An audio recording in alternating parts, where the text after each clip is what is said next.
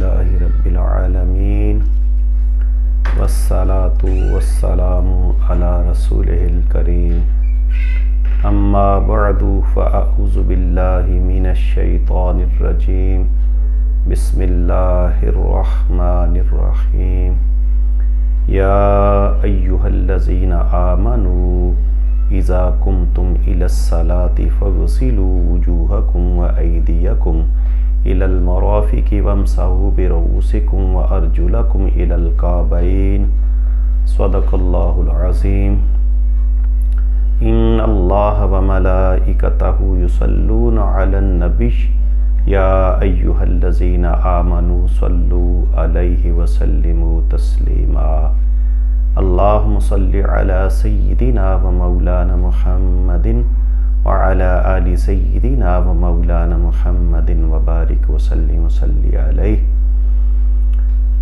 معزز سامعین کرام، یہ آج ہم بنیادی مسائل کو شروع کر رہے ہیں۔ کافی سارے دوستوں نے یہ ڈیمانڈ کی کہ آپ بنیادی مسائل جو ہیں روزمرہ کے مسائل، مثال کے طور پہ یہ وضو ہے، غسل ہے، نماز ہے، نماز کے فرائض و واجبات ہیں، ان کی ادائیگی ہے، تو اس کے بارے میں ہم انشاءاللہ کوشش کریں گے بالترتیب آہستہ آہستہ یہ ہم سیکھیں۔ تو پہلے ہم برکت کے لیے قرآن مجید کی جو آیت میں نے پڑھی ہے اس کا ترجمہ سن لیتے ہیں۔ تو یہ پارہ نمبر 6 ہے اور پارہ نمبر 6 کا 6واں ہی رکوع ہے، اور پھر یہ جو ہے سورہ المائدہ کی آیت نمبر بھی 6 ہی ہے۔ تو اللہ تعالیٰ نے ایمان والوں کو مخاطب فرمایا اور یہ فرمایا یا ایہا الذین آمنو، اے ایمان والو۔ دیکھیں، یہی اگر اسی جملے پہ بندہ غور کرے تو بندہ جھوم جاتا ہے کہ اللہ کا کتنا کرم ہے کہ مجھے اور آپ جیسوں کو اللہ کتنے پیارے لقب سے ارشاد فرما رہا ہے، یاد فرما رہا ہے، مخاطب فرما رہا ہے۔ یا ایہا الذین آمنو، اے ایمان والو، اذا قمتم الی الصلاۃ فاغسلوا وجوہکم، کہ جب تم نماز کا ارادہ کرو تو پہلے اپنے چہروں کو دھو لیا کرو اور اپنے ہاتھوں کو دھو لیا کرو کونیوں سمیت، اور اپنے سر کا مسح کر لیا کرو اور اپنے پاؤں کو دھو لیا کرو ٹخنوں سمیت۔ تو یہ 4 فرائض ہیں وضو کے، جس کا ذکر قرآن مجید میں جس طرح میں نے عرض کیا سورہ المائدہ کی آیت نمبر 6 میں ہے۔ تو یہ جو طہارت ہے نا، یہ بہت ضروری چیز ہے۔ طہارت بنیادی ایک چیز ہے، جس طرح نبی کریم صلی اللہ علیہ وآلہ وسلم کا فرمان عالی شان جس کا مفہوم ہے، کیا فرماتے ہیں؟ یہ طہارت جو ہے نا، یہ نماز کی کنجی ہے، اور نماز جو ہے وہ جنت کی کنجی ہے۔ تو دیکھیے گا، جو پہلی ہمارے پاس کنجی یا چابی وہ ہوئی تو پھر بندہ آگے تالے کھول کے آگے دروازے کو آگے چل سکے گا۔ تو یہ طہارت بنیادی چیز ہے، جس طرح حدیث شریف میں آتی ہے۔ امام احمد رضی اللہ، آپ نے حضرت جابر رضی اللہ سے روایت کیا کہ ایک بار نبی کریم صلی اللہ علیہ وسلم فجر کی نماز میں سورہ روم آپ تلاوت فرما رہے تھے، تو آپ کو متشابہ لگا۔ تو جب آپ نے نماز پوری فرمائی تو صحابہ کرام کو، نمازیوں کو مخاطب فرما کے آپ نے فرمایا، جس کا مفہوم ہے کہ آپ نے فرمایا کہ ان کا کیا حال ہے جو طہارت صحیح نہیں کرتے، اور ساتھ یہ بھی فرمایا کہ مقتدیوں میں جو کوئی ایسا بندہ ہوتا ہے جس کی طہارت مکمل نہیں ہوتی، اس کی وجہ سے امام کو شبہ پڑتا ہے، یعنی امام کو متشابہ لگتا ہے۔ تو دیکھیں کہ جب یہ جو جس کی کامل طہارت نہیں ہے، اس کا اتنا وبال کہہ لیں، تو جو خدا نخواستہ بے وضو نماز پڑھے گا تو اس کا کتنا وبال ہوگا۔ علماء کرام نے بغیر وضو کے نماز پڑھنا، سجدہ کرنا، اس کو کفر قرار دیا ہے۔ اس کی وجہ کیا ہے؟ یعنی اب یہ عام طور پہ تو بندہ سوچے گا اس نے سجدہ کیا ہے، کون سا برا کام کیا ہے، تو سجدے کی فضیلت میں ہو سکتا ہے وہ حدیث شریف بھی پڑھ دے کہ سب سے زیادہ اللہ کو اپنے بندے سے قرب سجدے کی حالت میں ہوتا ہے، تو سجدہ کرنے سے وہ کافر کیسے ہوگا؟ تو وہ سجدہ کرنے کی وجہ سے کافر نہیں ہوگا۔ یہاں سمجھیے گا، اس نے بغیر وضو کے نماز پڑھی، سجدہ کیا، تو اس طرح سمجھے کہ اس نے سجدے کی یا نماز کی، اللہ کی عبادت کی بے ادبی کی ہے، توہین کی ہے۔ توہین کی وجہ سے یہ کفر لازم آئے گا۔ اس لیے علماء کرام نے لکھا کہ طہارت کامل ہونی چاہیے۔ تو یہ بنیادی مسائل ہیں، ان کو ہم نے سیکھنا ہے۔ جس طرح میں نے ابھی عرض کیا کہ طہارت نماز کی کنجی ہے، اور نماز جو ہے وہ جنت کی کنجی ہے، تو اس لیے بنیاد تو یہ طہارت بنی، تو اس کے لیے ہم شروع سے اس کا اہتمام کریں گے۔ تو اب اگر کوئی سوال کرتا ہے، میں کوشش کروں گا کہ سادہ الفاظ میں اور آسان الفاظ میں جو ہم سب کو سمجھ آئے، کہ اگر کوئی سوال کرے کہ وضو کے فرائض کتنے ہیں یا فرض کتنے ہیں، کیونکہ فرض کی جمع فرائض ہے، تو اگر کوئی سوال کرے وضو کے فرائض کتنے ہیں تو ان کا جواب ہے، اس کا جواب ہے 4۔ پھر اگر کوئی سوال کرے کہ وہ 4 کون کون سے فرائض ہیں، تو اس کا پھر جواب ہم دیں گے کہ پہلا فرض ہے چہرہ دھونا، دوسرا فرض ہے بازو دھونا کونیوں سمیت، تیسرا فرض ہے اپنے سر کا مسح کرنا، اور چوتھا فرض ہے پاؤں دھونا اپنے ٹخنوں سمیت۔ تو اس طرح یہ وضو کے 4 فرض ہیں۔ اب تھوڑی تھوڑی میں اس کے بارے میں وضاحت کرنا چاہوں گا کہ چہرے کی حد کتنی ہے۔ پہلا فرض ہے وضو کا کہ چہرہ دھونا۔ اب یہ عام طور پہ، زیادہ طور پہ بچے اس چیز کا خیال نہیں کرتے، اور اگر ہم نہ سیکھیں گے تو چاہے ساری عمر گزر جائے، کیونکہ علم سیکھنے سے آتا ہے، عمر سے نہیں آتا۔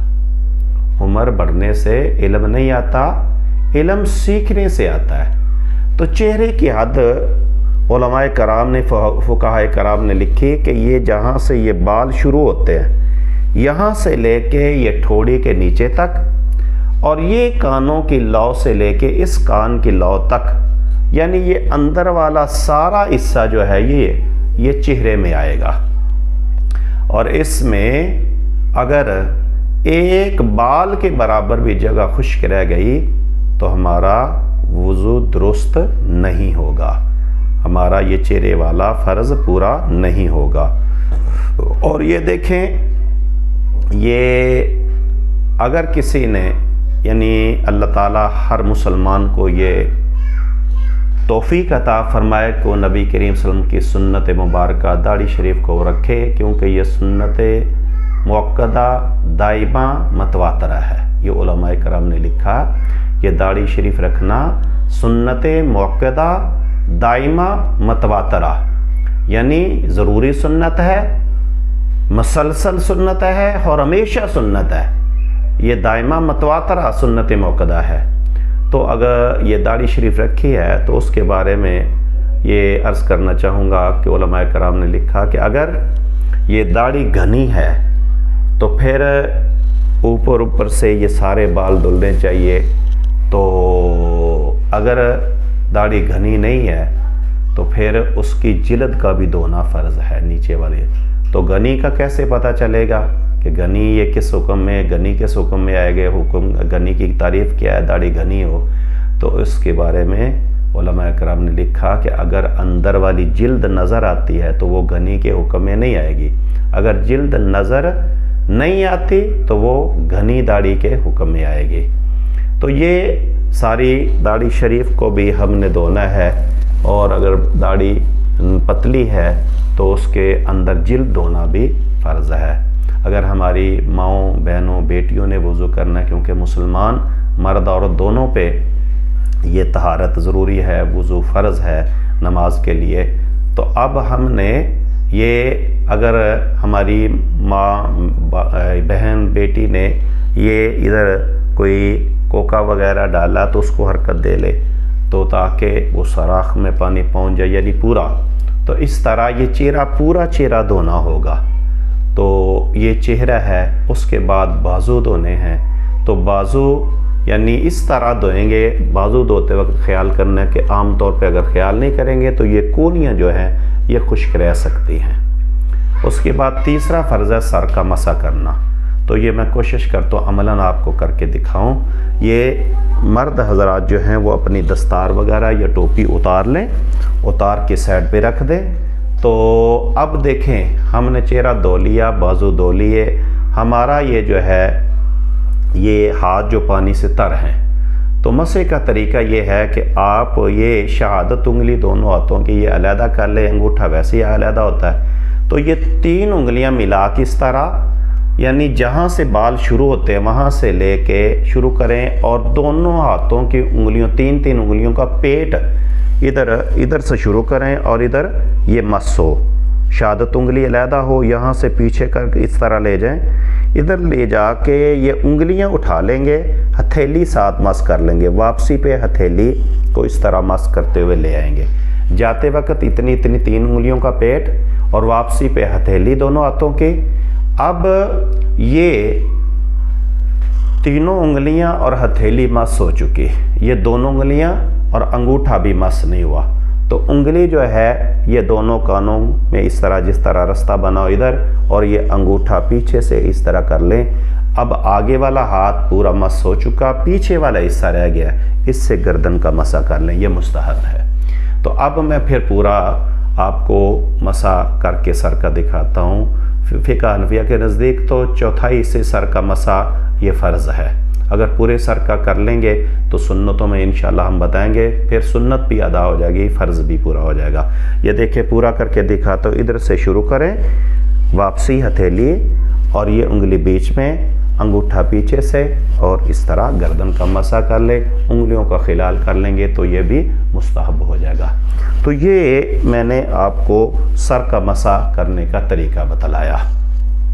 تو اسی طرح پھر اس کے بعد دونوں پاؤں کا دھونا یہ بھی فرض ہے. پہلے دایاں دھونا، یہ سنتوں میں ہم عرض کریں گے انشاءاللہ کہ دایاں پہلے دھونا، دایاں سے شروع کرنا یہ سنت ہے. اور پھر یہ انگلیوں کا خلال کرنا. تو یہ پہلے دایاں پھر بایاں. اس کی فضیلت میں 1-2 حدیث شریف سن لیتے ہیں کہ نبی کریم صلی اللہ علیہ وسلم نے فرمایا کہ میں آپ کو ایسی بات نہ بتاؤں جس سے آپ کے چہرے کی چمک زیادہ ہو. مفہوم یہ ہے. تو وہ ساتھ یہ بھی بتایا کہ اس کا ثواب ایسے ہے کہ جس طرح کوئی بندہ جو ہے نا وہ دشمن کے لیے، یعنی دشمن کی سرحد پہ اسلام کی حمایت کے لیے گھوڑا باندھے، تو وہ ایسے ہی ہے کہ جب وضو اس کو ناگوار ہو وضو کرے اور مسجد کی طرف جائے اور ایک نماز کے بعد دوسری نماز کا انتظار کرے تو اس کو اتنا ثواب ہے. اور ایک حدیث شریف کا اور مفہوم سن لیتے ہیں. نبی کریم صلی اللہ علیہ وسلم سے پوچھا گیا، صحابہ کرام کی عظمت پہ قربان جائیے، پوچھا یا رسول اللہ صلی اللہ علیہ وسلم کل قیامت کے دن 1,24,000 انبیاء کرام کی امتیں ہوں گی، یعنی 1,24,000 قوم و بیش انبیاء کرام کی امتیں ہوں گی، یعنی وہاں بہت زیادہ رش ہوگا. تو آپ کیسے پہچانیں گے کہ یہ میرا امتی ہے؟ تو آپ نے بڑی پیاری مثال دے کے واضح فرمایا. آپ نے فرمایا کہ اس طرح سمجھ لیجئے گا کہ جس طرح ایک مالک کے بالکل سیاہ گھوڑے ہوں اور دوسرے مالک کے 5 کلیان گھوڑے ہوں. تو 5 کلیان گھوڑے اس کو کہتے ہیں 5 کلیان گھوڑا کہ جو سیاہ رنگ کا گھوڑا ہو تو اس کا یعنی ماتھا پیشانی سفید ہو اور چاروں کھر جو ہیں جس کو پاؤں یعنی کھر کہتے ہیں وہ سفید ہوں. دوسرا سارا سیاہ اور ماتھا بھی سفید اور چاروں پاؤں بھی سفید. اس گھوڑے کو کہتے ہیں 5 کلیان گھوڑا. تو اب آقا نے فرمایا کہ ایک مالک کے بالکل سیاہ گھوڑے ہیں، دوسرے مالک کے 5 کلیان گھوڑے ہوں. تو جس طرح 5 کلیان گھوڑوں کا مالک بالکل سیاہ گھوڑوں میں سے اپنے گھوڑے آسانی سے پہچان کے علیحدہ کر لیتا ہے، اس طرح میں 1,24,000 کم و بیش انبیاء کرام کی امتوں میں سے اپنی امتی کو پہچان لوں گا، اپنی امتی کو پہچان لوں گا۔ یہاں ایک بڑا پیارا شعر سامنے آ گیا، وہ پڑھ لیتے ہیں کہ کیا خوب لکھا شاعر نے کہ بروز حشر وہ شفاعت کریں گے چن چن کر، بروز حشر وہ شفاعت کریں گے چن چن کر، کیونکہ ہر ایک غلام کا چہرہ حضور جانتے ہیں۔ تو یہ آپ نے فرمایا کہ وہ 5 گلیانے گھوڑے جس طرح وہ علیحدہ مالک سیاہ گھوڑوں میں سے کر لیتا ہے، تو اس طرح میرے امتی کا یعنی چہرہ بھی اور دونوں ہاتھ دونوں پاؤں چمکتے ہوں گے وضو کی برکت سے، تو اس لیے میں اپنے امتی کو پہچان لوں گا۔ اور ساتھ یہ فرمایا جس کا مفہوم آپ فرمایا جس کا جی چاہے اس چمک کو زیادہ کرے، یعنی وضو زیادہ کرے، اور یہ باوضو رہنا یہ بہت پیارا عمل ہے۔ اللہ تعالی ہم سب کو سن سنا کے شریعت مطہرہ پہ عمل کرتے ہوئے سب کا خاتمہ بالایمان فرمائے۔ وآخر دعوانا ان الحمد للہ رب العالمین۔